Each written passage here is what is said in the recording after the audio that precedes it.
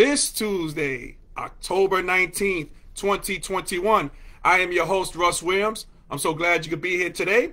Ladies and gentlemen, I'm quite aware you could have been anywhere in this world today. I know you could have been anywhere in this world today, but you decided to be here with me, and I appreciate that. And more importantly, I appreciate you. So welcome to Transition Tuesdays, ladies and gentlemen. On this action-packed prime time show, we have made it to the prime time, 7 p.m. Eastern Standard Time. And I got a special guest here on prime time. But before we do that, and before we go on with my special guest, we're going to have some fun with him today. Just want to state my intentions, okay? Oh, before I do that, hey, Transition Tuesdays is powered by Native Of, okay? Native Of is the signature brand of everything cool and conscious in the t-shirt and hoodie universe, all right? We are powered by Native Of. Now, let me get to my intentions really quick. My intention is to give you the opportunity to laugh, smile, think, and engage in honest conversations about your life's transition. So that's what we do here.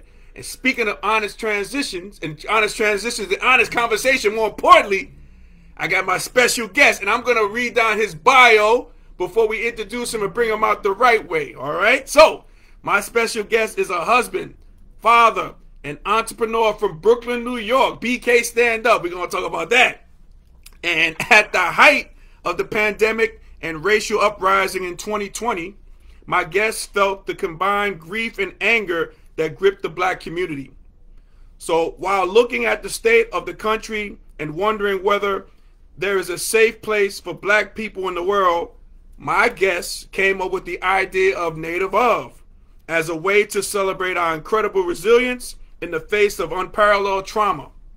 Now, Native Of, like we just mentioned, now is a t-shirt company that combines the creativity of black pop culture with the resilient ability black people have to occupy a space and make it their own.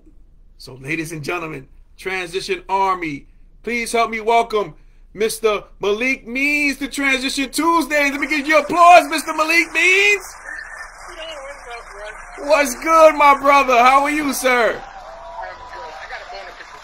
You got a bone to pick with me? Wait, already? Listen, it took me sponsoring the program to get on Transition Tuesday. Wait, no. No, I always had you in mind. EP.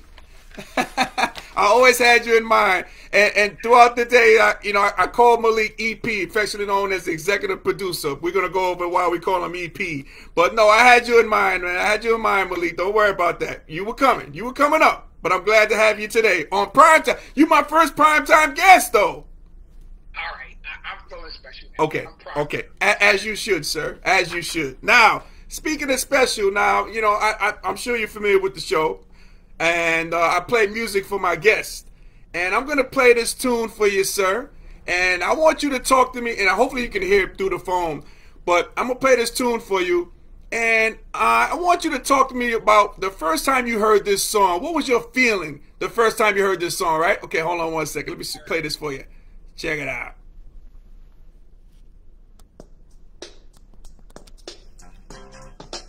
Can you hear that? I got it made. I know it well. What about this song by Special Ed? I Got It Made. What's your thoughts and feelings, Malik, when you first heard that song from your own borough, a guy named Special Ed representing the BK? Let me tell you the real. Right? Okay. So I'm 50. Mm-hmm. So I got it made Special Ed. In fact, Special Ed is from East Flatbush, where I'm from. Right? Okay. So I was in high school, probably like a senior in high school when this song hit. Uh-huh. So everybody that you see in that video back then, right? I know they lived in my area. Really? Like he went to high school. I happened to go to Lafayette. Uh-huh. And I'm keeping it real. I had to go to night school. I know you don't know nothing about that, being an athlete.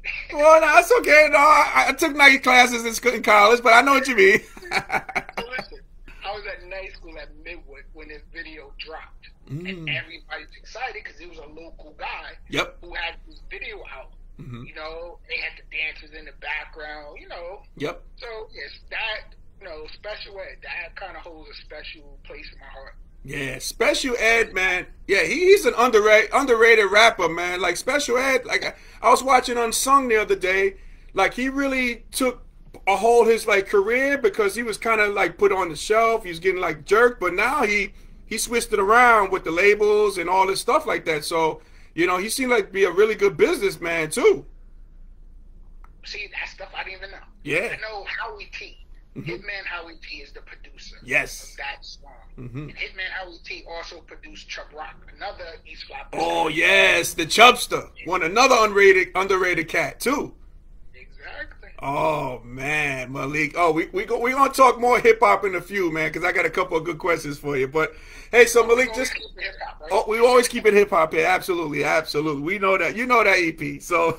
Hey, so Malik, man, how are you and your family coping with these two pandemics? I always ask my guests, you got COVID, obviously, is a pandemic, but you also got social injustice for Black and brown people in this country. So, how are you and your family coping with these two pandemics?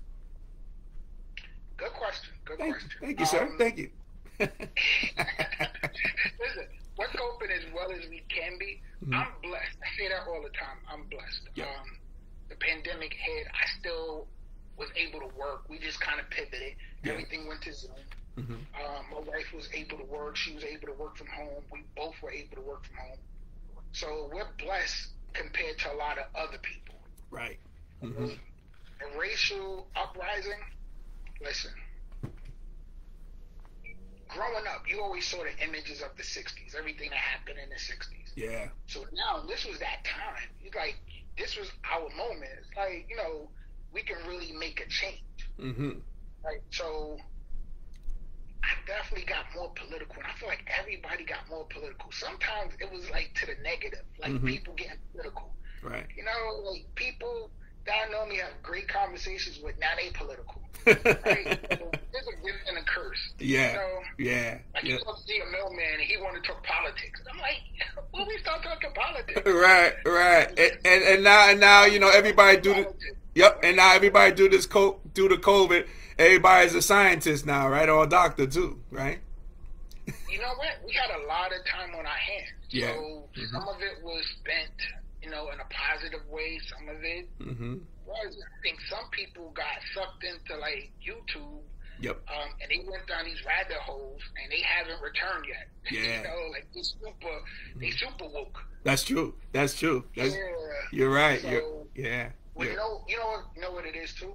So it's not just the information, but it's like you don't know where the information is coming from, and it's not vetted. So they on these wild goose chases, and I'm like concerned for some. Yeah. That's true. Nah, you're right. I'm sure we'll get into some of that stuff. Oh, absolutely.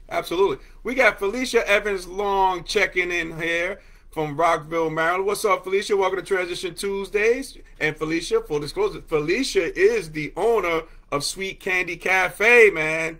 Another sponsor. Let me tell you this. Yes, sir. I gotta give Felicia credit. She upgraded you. Yeah. Because I'm telling you, listen, I get home and I open up my mailbox and I get a special package from Sweet Candy Cafe in North Carolina. And I'm like, look at Russ. Did you really? In the world. Wow, man! I didn't know. Okay. What? You didn't know that? Listen. I didn't know that. I guess I got a little care package. Wow. So thank you, Felicia. All right. Hey, my boy. Oh, that's cool, man. No, hey, man, go to sweetcandycafe.com, ladies and gentlemen. Order your candies, man. Order your sweets for your sweets. Transition Tuesday, right? That's right. Absolutely. No doubt about it. So, Malik, man, you're a Brooklyn guy. Were you born and raised in Brooklyn, Malik? So here's the story. Right? Okay. I was born in Brooklyn. Okay. Stayed in Brooklyn till like the 5th grade, and then went and lived in a place called Cape Charles, Virginia. So in the Eastern Shore, Virginia. Really? Right? Okay. When you get to like the Chesapeake Bay Bridge, it's a little town. And I gotta tell you, that really shaped me. Being from Brooklyn, living in little southern town community, everybody knows you, they know your family. You walk down the block, you do something wrong, by the time you get home, like your people know it already, so there's no escaping. That's like one of those little towns. Sure.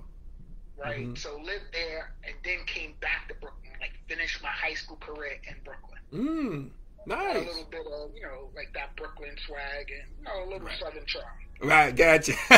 Gotcha. Hey, Felicia says to you, so glad you love the candy. Nah, man, that's good stuff. Cool. All right. Very nice. Hey, so Malik, so are you from a small family, big family? What was it like growing up? Wow. It's like I got a big family, but I got like my father's side of the family, my mother's side of the family. Mm-hmm. So my father, it was like 5 of them. He's like the oldest of 5. Mm-hmm. So I grew up in that little town, Cape Charles, with like cousins. Lived with my grandmother. My cousins lived there. Mm-hmm. My aunt. So definitely like was close to that side of the family. Okay. Coming back to New York, like my mother's side of the family. So I got like cousins who are like sisters to me. That's cool. Now that's good stuff. That's both worlds. Yeah. Hey, so Malik, I never really asked you, man. Were you like into sports? What did you like? I know you into hip hop, and I know we're gonna talk about the hip hop trail. We're gonna go down that rabbit hole too tonight. But like, were you into sports? Were you into like different things that was going on in Brooklyn or in Virginia when you were being raised? Well, it's an interesting thing. I played football, so. Oh, I didn't know that, Malik. Never knew that. Fullback, running back. Wow. Okay. Stand up. So I played football in Cape Charles, Virginia. Right? So I started playing there. Then when I came to New York, I played for my high school. Right? And I also played baseball, like Little League baseball in Cape Charles, Virginia. Wow. Never knew that. I've always been athletic. Always been athletic. I actually broke my leg in high school. Oh. So it's funny. So born in Brooklyn, lived in Cape Charles, but then for like a year, I lived in Maryland, in Montgomery County, Maryland. Went to Paint Branch High School. Right? Played football at Paint Branch High School. I was a junior. Played football, and I broke my ankle actually, playing football. Playing football? Wow! Would you try to juke somebody, or what happened there, Malik? Exactly. I tried to juke him, like push him off, and he was just a little too big, and bloop. Oh man. So was that the end of football for you? Like was that the injury? You're like, that's it? Well, that was the end of organized football. Because by the time I got back to Brooklyn, like they already went to like training camp, and I'm coming in new school year, senior now. Yeah. And like, we like you, but we already got our team set. So that was kind of the end of like organized football. Oh, okay. Yeah, because, you hear a lot of stories, like I've heard a lot of people talk about football, like, what was the time that it ended for you for football? And a lot of times it's like cats get hit so hard that they're like, you know what, this ain't for me type of deal. Yeah. It's funny, like, I played when, like, getting your bell rung was like normal. Yeah, you got your bell rung. And now we know, like, that's semi-concussion. Yeah, that's right. You're right. CTE. Yeah, that's true. Back then, we don't know. Yeah, that's true. Now, that's so true. So, Malik, man, we just came off this versus battle in the Barclays Center. All right? And I know you're a Brooklyn cat. You had KRS-One from Boogie Down Productions against Big Daddy Kane. So, were you there? I think I might have saw you in the audience, man. Did you go to Barclays? I'm not sure, Malik. I think I might have saw you, man. Yo, listen. The way my sleep schedule is set up, it's late at night on a Sunday. I go to work the next day. Absolutely. But listen, I'm KRS-One all day. Me too. Like, I remember being in middle school, hearing Kane, with Biz, on Mr. Magic. Yeah. But like KRS-One was like the man. He the GOAT to me. He was the GOAT. Yeah.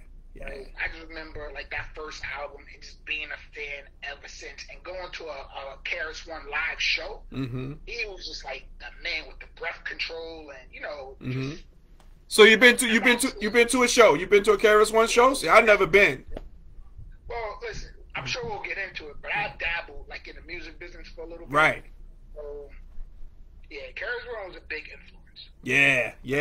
Do you think anybody won, or that was a good night for hip hop, for the culture? Okay, so the political thing to say is it was a great night for hip hop. Right. But in reality, KRS won. Come on, he had hits after hit after hit. Black Cop, You know, like I know. Like, Yeah, but Kane got some hits too now. Kane is rough now. Kane was good. But so interesting. So this kind of gives you that example. Kane got, you know, whether it was good or bad, but he kind of fell into that trying to go commercial like route. Yeah. Where he was like for the ladies, and like the old Kane was different from like the reinvented Kane. Harris one wasn't really chasing those pop hits, so he always stayed like super. Yeah. Like real films, like, you know, like, I don't know if that's the right word, but he always stayed, you know, like true to the core. Yeah, to the streets. Yeah, I mean, yeah, you know, yeah, yep. You learn a lot. You learn a lot about, you know, KRS-One, man. You know what he said. Madam C.J. Walker made the straightening comb. I wasn't taught that. I was taught by KRS-One. Who was like spitting those lyrics like that? Nobody. Nobody was. Nobody. Nah, man. Nobody was at all, man. But nah, it was a good show, man. I mean, the Barclays, man, in Brooklyn. I mean, it was a show. I mean, they both guys are showmen, and I heard, you know, I heard Big Daddy Kane. He was on the Fat Joe show, and like they had the recap, and he was on there, and he was just saying, listen, you know, if you learn anything, you know that both of us, you know, we know how to put on the show. And like if younger cast was watching this is how you perform. This is how you put on a show. You put on a show for the people. You know, you're not just cupping the mic and just, you know, standing still or whatever. These cats is putting on shows. You know, they had breakdance, they had the, you know, almost graffiti. They all had the elements of hip hop in there, man. You know, which was really cool. Yeah. You know. Exactly. Honestly, I don't know who else could have gone up against KRS-One. Yeah, I know. Right. Not that category.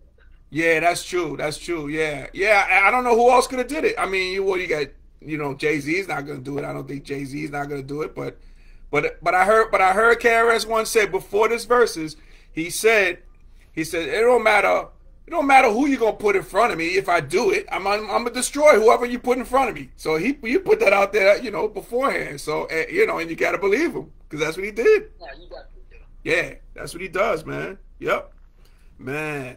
So Malik, man, I want to talk about, you know, entrepreneurship and everything. So how was it for you? Because, you know, you and I met because when you were a sales rep, not, you know, yearbook rep with Jostens, and I was a sales rep with Jostens as well. And that's how we met. We got cool. You know, we used to hang out and stuff like that, you know, on the sales meetings. You know, we had a good time. We called ourselves the Black Pack, you know what I mean? Just hanging around, going from city to city, hanging out, man. But you know, how was the transition from you from being that yearbook rep to becoming an entrepreneur? How was it for you? Was it a smooth transition? Was it a difficult one? How was that transition for you? Okay. Here's an interesting thing. So here's the story, right? I worked for Jostens for like 11 years, and it was a great experience. That's like the foundation for everything I do going forward. Yeah. Right? But if we being honest, you know, we were like the Jackie Robinsons of that industry. Yes. You know, you didn't see a lot of us there. Right, yeah. You know, yep. Especially the yearbook. Like we would walk, and it was Russ, Chris, and they both last name is Williams, and they not related. So figure that one. Right. And then it was me on the yearbook side. And I think Dorian was also on the yearbook side. Yeah. Right? At the height, it was probably like 10 black men. Yep. Out of a company of what, 500 maybe? Easily. Yep. Right? Yep. So we walking through conferences and they're like calling me Russ. They calling Russ Chris. Yep. Malik. Yeah, we got that. Yep. Mr. Means. They was calling me Mr. Means, you know? So I had a lot of success at Jostens. Yeah. Right? But I feel like I reached my peak. Yeah. Right? So I made a transition. Right? And it probably wasn't the best decision at the time because I moved to another competing company, right? But I got a phone call. It was Life Touch, actually. So full disclosure, it was Life Touch, right? Okay. I got a phone call from Life Touch, and they were like, "Oh, you know what? We're eliminating this division, so thus your position is being eliminated." Right? So the great thing is because I had made that switch from Jostens, one of the things I realized was, who are people working? Are they working with you because of you, or are they working with you because of the brand that you rep? Right? So one of the things is like I learned was like your personal brand. Yeah. Right? You are whoever you rep. Absolutely. You know, or they're looking at you as that person. So that was a good experience because the next thing was like, yo, do I want to go and work for somebody else, or do I kind of want to do my own thing? Right. And I decided that I wanted to do my own thing, and I had great relationships, so that kind of helped, you know. And it's been a blessing. Listen, here's what I will say, right? Every day hasn't been like the best. There've been challenges. I think we all have been challenged, but if you are familiar, like with the Bible, you know, when people are going through like the wilderness trying to get to the promised land, God said, well, look, every morning I'll provide you a manna, right? I'll, you know, provide you eat every morning. So that's kind of how I feel. Like every morning, like every day I've always had manna. It's never got to a point where it's like, you know, like super low. So it's always been kind of like in the middle. I've had great success, and I'm blessed for that. So, you know, I wouldn't change it. You know, I wouldn't change it. Yeah, but, you know, they say, "Heavy is the head that wears the crown." That's so, right. You know, you got a lot of balls in the air. Absolutely. But, you know. Yep, it's worth it. It's worth it. Hey, Malik, what advice would you give people who want to venture out and be an entrepreneur? Do you have any advice for those people? Because I'm sure there's people watching us right now being like, you know, I'm on the fence. I'm not sure if I want to do it. So what advice would you give those people? Okay, I will, and I'm glad you asked that question. So I feel like nowadays, like, a trend, I'm going to say a trend. There's a trend for like young people to always say, I want to be an entrepreneur. I want to work for myself. I don't want to work for anybody. Right? And that sounds good in theory, but I'm always encouraging young people, yo, you have to be a student. Right? So it's good to work for somebody to learn the business, to learn the industry. Yeah. Because you don't know what value you bring. Right? So what's your niche? So, for instance, right? We work for a large organization, right? And their goal was like always like the larger schools, the all volume. I found a niche that worked for me, right? I'm like right in that middle. I didn't need, you know, like the huge high schools with 1,000 graduates, you know, like you work for a large company, you need that. I realized like there was like a niche that they weren't capitalizing on that fit perfectly into what I was doing. But I wouldn't have known that without first having worked for a large organization and learning structure and learning processes and, you know, learning the industry. Right. What's my advantage? What's my image difference? How am I different than somebody coming in the door? Well, I think that's important. I think you have to work for someone, learn the industry, learn out what your strengths and weaknesses are, and what can you bring different than what somebody else is doing. Gotcha. Do you feel that's your biggest lesson that you learned about, you know, becoming an entrepreneur, like learning the business, learning the ins and outs of it before you even, you know, take off to be an entrepreneur? Yeah, once again, I think you got to be a student of whatever you're trying to perfect, whatever you're trying to get into, you got to be a student first. Yeah. You know, what's your value? Like, what do you bring? And how are you different than the guy coming in the door? Right. You know, or the guy you're trying to replace. How are you different? Right. You know? So I think that's important. No matter what else you do, you could be selling candy. You know, like, why are you different? That's right. Yeah, that image of difference. Yep, that image of difference is so important. That's true. Yeah. So Malik, man, you know, I've had the opportunity to work with you at Johnston's. I've had the opportunity to be your front guy, you as our executive producer on the Russ and Kayla Niece Experience, in which we had the podcast. We did, you know, 15 episodes, which was a great thing, man. So, and I know, you know, in your life, you accomplished a lot of things in life, but what do you feel is your greatest accomplishments thus far, if you had to pinpoint it? Being a father. Being a father. Right. Yep. I agree. I'm a proud father. I'm a proud husband. I'm a proud father. But being a father is my greatest accomplishment. It's like shaping and molding like somebody's life. You know, they looking at you. You know, especially in the beginning, you like, yo, you got to make it happen. You know, you got mouths depending on you. You got to make it happen. Right. So now, like, I had twins. I have twins. I've had twins. Right. So now that they're like both 21 now. Wow. Right? Now, seeing that transition where it's less, you know, like, here's what I say. Like, with parenting, I feel when your kids are real young, it's like a dictatorship. It's like, nah, you're going to do what I say. Like, we're not gonna argue this, right? Mm-hmm. Then they kind of reach that like teenage stage or like, you know, mid-teens and stage. Then it becomes like a partnership. It's like, okay, let's talk about this. What do we want to do? What's the best approach? So now we kind of vibing off each other. Mm-hmm. 21, I'm kind of in it like the consultant stage. Right. You know, like, my kids at college, like my daughter's away at A&T. Right. Go Aggies. I'm gonna be down there like by the end of the month for their homecoming actually. Oh, nice. So now we talk. Like she'll call me up, you know, and like we'll talk through stuff. It's like, oh, what do you think about this? You know, what's your opinion on this? Because now they're establishing their own lives. But I'm still there. I still got influence, but you know, it's transitioned. There you go. That's right. Yeah, and you have transitioned to a consultant. I get it.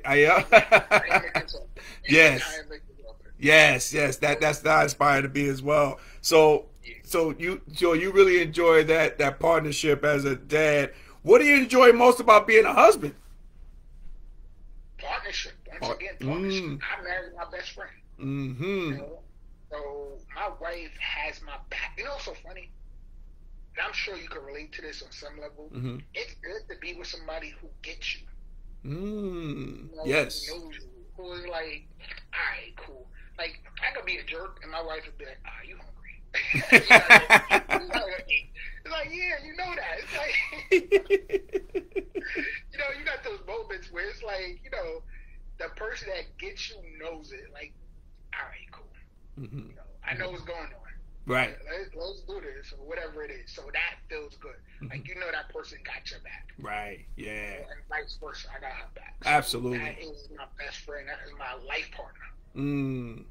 That is cool. That is so cool, man. We got Tanya joining. What's going on, Tanya? Welcome to Transition Tuesdays. Tanya is a newbie to the show, so welcome to Transition Tuesdays with our special guest, Mr. Malik Means, joining us here prime time. That's right, on Transition Tuesday. Absolutely. Hey, so Malik, man, we touched upon sports. I know you're an avid sports fan. I know you're a Jets fan, season ticket holder with the Jets. We're gonna talk about that, and I want to talk about what's going on with this Kyrie Irving and the not being vaccinated. I wanted to get your thoughts on that, but first, let's talk about the Jets first. Why are you, a guy from Brooklyn? How can you be a season ticket holder to the Jets? How are you a Jets fan? How did that happen? Okay, let me tell you this, right? So, it's political. Okay, all right. Growing up in middle school and high school, I was Giants all day. Lawrence Taylor, Phil Simms, yes. Joe Morris, the whole nine. I was like on a train with you guys, Carl Banks. Yep. Right? And the Jets weren't that good. Right. Mm-hmm. You know what they did though? They hired Herm Edwards. That's true. They did. Yep. So, that was like, I was a Herm Edwards fan. Just like, he had success. Like, he didn't take him to the championship or anything like that, but he definitely had success, but he was a motivator. Yeah. Herm Edwards could, like, get you motivated to run through a wall. That's right. You played to win the game. Yeah. So, that's when the Jets was like, I like the Jets. They hired the first black head coach in the New York City area. That's true. The Giants have not hired a black head coach. Nope, they have not. But they have not hired a black head coach. Yes. Right? And then the Jets followed up with Todd Bowles. So I was like, okay, if I got to spend money, I'm going to spend money with people who, like, not only just talking about, like, progress, but putting us in a position to prove our worth. So that's why I'm a Jets fan. Oh, okay. Now, do I like the losing? No, but it is what it is. Right. So let's talk about in Brooklyn, this Kyrie Irving scenario. What do you make of this, Malik? Because I know you into the know about these vaccines and how people are moving out here and thinking. But what do you think is on this guy's mindset, man? Here. So Kyrie's interesting, right? So obviously, originally from like West Orange, New Jersey. Yep. Right. And super talented, super intelligent too. People Absolutely. forget, we went to Duke. for like a year. Smart dude. Smart guy. And I think Kyrie is noble. I think he's kind of misguided though. Yeah. You know, we all did, and look, remember, we were together when this whole pandemic thing happened. That's right, you and I. That's right. Remember coming to the house? Yep. I was like, I had a little sniffles, and you was like, yo, what you got the Rona, Russ? What's going on here, man? Right. Listen, we all thought it was a joke. Yes. You gotta remember, this is from like SARS disease. And, what else? There's so much stuff going on. Yeah. That when we heard about this stuff, it was like, all right, cool. This is gonna, it's gonna be over soon. Come and go. Right? Nothing to worry about. Right? We were joking with Kayla Niece about wearing a mask. Yes. Absolutely. Right? But we quickly realized this is a health emergency. No doubt. Right? So I've had people close to me pass away from COVID. Me too as well. Right? Yeah. And if you look at these numbers, right, we've never had like all the world wars, right? From the Spanish flu back in the 1918s, right? There's more casualties of COVID than any of that stuff. Right? So this is no joke. So for me, if you want to be in the public, right, you have to be vaccinated. It's not only, this is selfish. Yeah. There's a lot of research that you can do, right? But genetic research, because there's a lot of people also who have a lot of conspiracy theories and they're misinformed, and there's a lot of misinformation out there. Yeah. They made vaccines political, which is crazy to me. Right? It's a health emergency. If we want to get back to normalcy, right, we all have to be protected, not only for ourselves but for our neighbor. Yeah, no doubt. Right? Yeah. So I look at Curry and I'm like, even though you're trying to fight a noble cause, I feel like it's misplaced. Let's do it someplace else. Yeah. He has influence. Right. So, and what happens is this. Once again, we know this is political, so now he's a talking point for the other side who are anti-vaxxers and, listen, everything from anti-vaxxers to critical race theory. They're now using Curry and saying, hey, listen, he's with us. He may not be. Right. But they're using him. Yeah. Whether he knows it or not, whether he cares about that or not. Yeah. So to me, it's like, come on, man, let's get vaccinated. Yep. No. And let's try to win this chip. On the same level as Martin Luther King or even Muhammad Ali. Right. Not on the same level. No. Let's get vaccinated and go win the chip for Brooklyn. Have a parade down Atlantic Avenue, right? That's what the Barclays on Atlantic Avenue, right? Yeah, but even if you're not on a championship level, get vaccinated because it's the right thing to do. Absolutely. Everybody, it's 95% of the NBA is vaccinated. There's 80 players, less than 80 players that's not vaccinated. But those less than 80 players, that's a big amount of people traveling here and there and everywhere. You got to get vaccinated. That's the bottom line. Hey, Malik, man, I got Felicia saying, she says, Malik, I love the Native Of brand. Can you speak on the creation of that product? Now, Felicia, you beat me to my punches here on my questions, but it goes back to what Malik said, how people got your back, you know what I mean? So, and helping you out. So I appreciate that, Felicia. So let's talk about Native Of, Malik.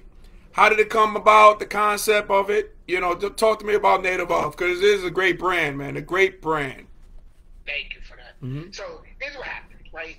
During the pandemic, we got a lot of time on our hands, right? The racial uprising. And I'm looking around, I'm like, yo, it's 2020 and we still catching hell. Yeah. That's crazy to me. So then, I start thinking about Wakanda.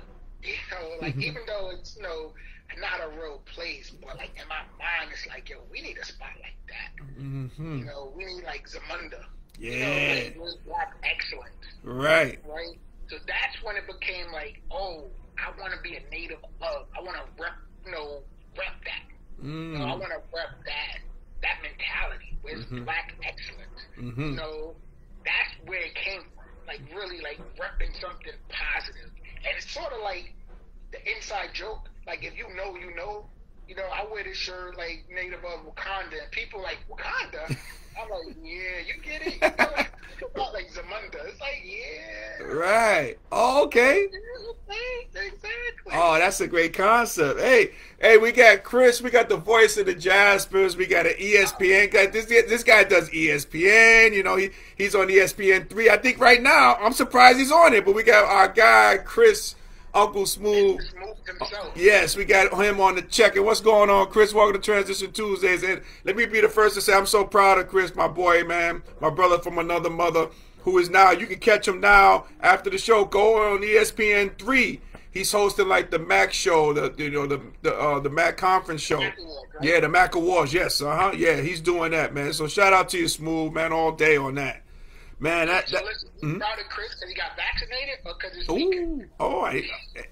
I'm proud of him for both things. For both things. And it's funny that Chris comes on during that time. So, hey, we'll leave it at that one, you know what I mean? But that's a good thing. But the bottom line is, yeah, Kyrie, you know, get vaccinated. Show the example. You know, maybe, you know, his heart is in the right place. We know that.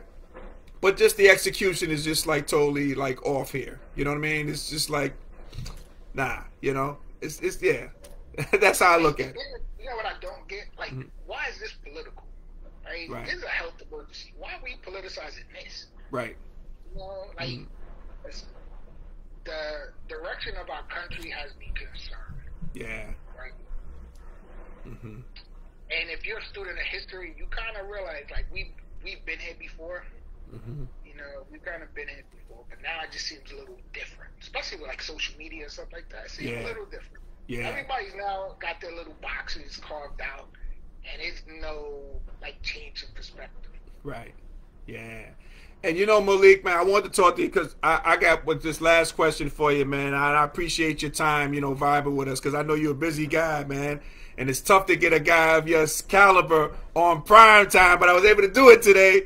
But you know, you're a big time influencer, and you know I appreciate it about you, man, because you well versed in a lot of things, and I know politics you well versed in as well. But I wanted to get from you and for the audiences, like, you know, what do you think is going to be the next big talking point in politics? Is it going to continue to be COVID, or you think it's going to be something else we're going to transition to in terms of that next big thing that's going to go on politically in this country? Any idea? Yeah, no, I do. So I'm going to get deep for a second. Okay. Right? Yes. I think people aren't paying attention to the direction that we're moving in as a country. Right? So I think democracy is under attack. Right? Is democracy working? Right? Because, think about this, right? We're debating over COVID. You know, and we know it's a health emergency. We're trying to do what's right for the citizens of this country, right? But it's being politicized, right? Teaching students to be like more sympathetic and empathetic to like other experiences is being politicized. Why? Right? Why? And the cult of like the other side, and I say a cult for a reason, right? Okay. They're now like pushing where you're trying to re-elect a person who tried to have a coup on January 6th, right? Yeah. Listen, January 6th was just the event, the one-day event. You talking about before then? We have on tape this dude calling up Georgia, like the state representative of Georgia, trying to influence him to change votes. Yeah. Right? Just 10,000 more votes. Just 10,000 more votes. That's all I need. Well, listen, a memo from his lawyer telling him how he can overturn the election, right? Illegally now. Right. But it's like, here are the steps. You need to do this, this, and this to overturn the election. Right. We got him calling up the DOJ, right? Telling them, like, yo, just announce that we're doing an investigation. We'll handle the rest. Right. Right? So you got all of this stuff, and then you still got this block of people who blindly follow. Yeah. Right? What do you think's going to happen if Trump gets back in office? Right? Dictatorship, I mean, like, democracy is over. Yeah. He already tried it once. Yeah. What do you think's going to happen? And what we're not paying attention to is, like, gerrymandering. Right? Like, changing, redrawing the districts to take power away from like the Democrats and more to the Republican. So if we're not careful, we can have like another South Africa. We got like the minority ruling the majority. Wow. And honestly, to me, that's the depressing thing. Like, we get kind of caught up in, like, you know, like pop culture stuff, which is cool. But we also got to be, you know, vigilant and mindful of what's happening. Yeah, absolutely. Yep. Because, like the vote, you know, the voting rights and how that's being snuffed, you know, and taken from you. Yeah. Yeah. Well, here's the thing, right? People focused on, like, the water, like, oh, you can't hand out water while people standing on lines. What they're overlooking is they're now saying, like, whoever's in control, i.e. the Republicans, can now replace, right, the voting officials in a particular county. So let's kind of trace this back. In Michigan, they complained about, like, Detroit in that county, right? Like Wayne County, yep, right. Because it was heavily, you know, African American. So now, if you have like the Republican legislators can now replace the voting board in Wayne County, they can like overthrow all those votes. Say, nah, you know what? We think there's an issue. We're gonna throw out all of these votes. That's kind of what they're positioning for. In Florida, I mean not in Florida, but in Georgia, right? The county that holds Atlanta, like Fulton County. Yep. Georgia just passed this law. They could, you know, do the same thing there. Yep. So they could suppress this, right? So we gotta pay attention of this stuff. We gotta be mindful. Yep, got to be vigilant of it. Yeah, got to be mindful of it. And I know Malik would hit that in the nose. So ladies and gentlemen, that's the next thing to looking for. You know, we get caught up with all this other, like, pop culture, like you say, you know, this COVID stuff. But, you know, these things, like, come in from the back door and just, like, take a hold of our, you know, how we do things here in this country. So, no, that's very important. So, Malik, man, before you head on out, brother. Yes, sir. Yo, it's not even from the back door. It's like they doing it right in front of my face. That's a good point. Yep. You know what I'm saying? Hey, what are you going to do? Yeah. It's a good point. Very good point. Malik, man, before I let you go, brother, how can we get a hold of Native Up? You know, how can we get the gear? You want to give us website? Want to get us where we can get it from? And, you know, because I got mine. Everybody else need to get yours. You got to get your own. You know what I mean? So how can they get the gear, man? All right. So, Facebook, Native of, Instagram is Native of. You can go to the website, nativeof.com. Just kind of stocked up on hoodies, like the Wakanda hoodies. And listen, I hope you guys like enjoy it. Give me the feedback. Let me know what you think. Let me know if we should add some more like purchases. Okay, that's a good idea. Yeah, so you want that feedback? Yeah, okay. Oh man, that's good stuff. Malik EP, my brother, man. Hey, you made it. Not only did you make it on Transition Tuesdays, you have made it in prime time. You are the first prime time guest. Malik, that should call for something, man. I should get some credit for that, right? Listen, let me just say, you know I'm a behind the scenes person. So yes. I'm never really in front of the camera. I know. So, but I always support you, as you know. I appreciate that.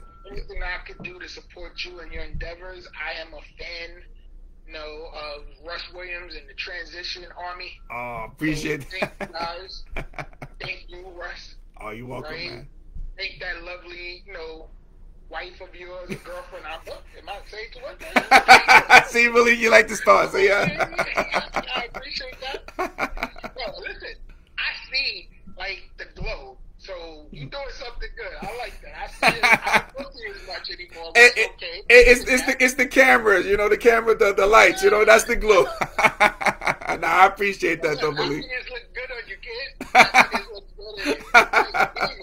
Yes, sir. Yes, sir. Malik, my brother, I thank you, my man. We're going to keep pumping Native Up, man. And I'm glad I finally got you on the show, man. And we're going to have you on again. We're going to talk more. We're going to, you know, you so well-versed, man. You like baking soda, man. We can, you know, you so well-versed in all this, that, and the third. We can always get you on here, Malik, to talk, man. So I appreciate having you on, my brother. Well, we should do one day. Listen. Here's what we got to do. Here's the show right there. This is me EPing, okay? Okay, there we go. Yep. You got to have a show with me, you, and Chris. Because, you know, those conversations like in private, okay. Yo, we brought those to the public. All right. They ready for those conversations. We gonna make that happen. We gonna make that happen. We got to do that. We gonna do that.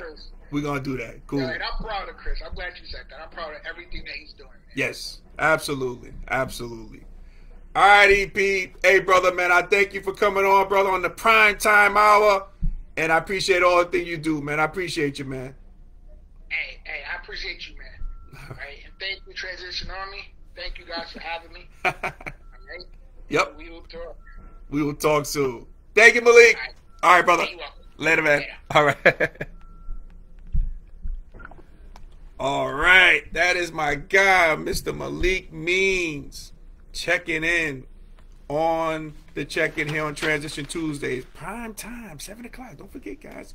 Adjust your clocks. 7 o'clock we coming now on Tuesdays. And Malik was our first guest here for us. So appreciate that. So, ladies and gentlemen, Transition Army, if we were able to make you laugh, smile, or think during the broadcast, my good friends, you have accomplished something major today. So celebrate your victory. Celebrate your victory. As I go into my pocket to get the theme song rolling, see what we got. Here we go. Yes, ma'am. Yes, sir. All right. Ladies and gentlemen, thank you for watching Transition Tuesdays each and every Tuesday. I thank you from the bottom of my heart. Thank you so much. And check out our past episodes on our YouTube channel, Transition Tuesdays. Let me turn this down a little bit. And while you're on the channel, please like and subscribe before you leave the channel, okay? Very important. I appreciate it if you do that for me. And also, you can follow me on Instagram or IG at Russ Will Transitions. That's Russ Will Transitions with an S. Okay, appreciate it if you could do that for me as well. And again, major shout out to my special guest, Mr. Malik Means, dropping science everywhere. Every time he talks, you know, great entrepreneur. Man, this guy is doing some things for his community, man. I'm so proud of that guy. He's a good friend of mine as well. So I'm so glad he came on today. And a major shout out, and a shout out to our business sponsor, which is Native Of. All right, now I want to read a little commercial for Native Of. Now, it's founded by entrepreneur Malik Means. We just had him on the show. He's just our special guest, okay? Native Of is the signature brand of everything cool and conscious in the t-shirt and hoodie universe. Now, Native Of is known for its inspiring logo and fit, and it will take your fashion game to the next level. So make sure you go to nativeof.com, or you can check it out on Instagram as well at Native Of, and order your conscious goodness today at nativeof.com. That's nativeof.com. Alrighty? Now, guest, Malik was just talking about this. Guest of Transition Tuesdays receive a candy gift pack, compliments of our sponsor, Sweet Candy Cafe. Now, Sweet Candy Cafe is the home of Southern Sweetness, located in downtown Lumberton, North Carolina. So after the show, okay, you got some homework assignments. You're going to go to nativeof.com. You're also going to go to sweetcandycafe.com and head over there and order some of your those great confectionery goodies right there at sweetcandycafe.com. Okay, and also remember too, sweetcandycafe.com, they ship home and abroad, so you got no excuses. It can get to your front door. The sweetness, okay? Go get your sweet fix at sweetcandycafe.com. So, ladies and gentlemen, Transition Army, as we say in parting, happy transitioning, and we'll speak to you soon. Take care, everybody. God bless.